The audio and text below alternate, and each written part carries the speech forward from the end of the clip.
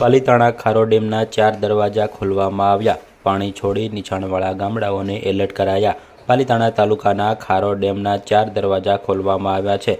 4 દરવાજા 0.25 મીટર ખોલવામાં આવ્યા છે અને 168 ક્યુસેક પાણીનો પ્રવાહ છોડવામાં આવી રહ્યો છે, જેને લઈને ભૂતિયા, મોટી પાણીયાળી સહિત નાની પાણીયાળીના ગામોને એલર્ટ કરવામાં આવ્યા છે, જેમાં તંત્ર દ્વારા યાદી જાહેર કરવામાં આવી છે અને પાણી છોડી ગામડાઓને એલર્ટ કરી નદીના પટમાં અવરજવર ન કરવા તાકીદ કરવામાં આવ્યું છે।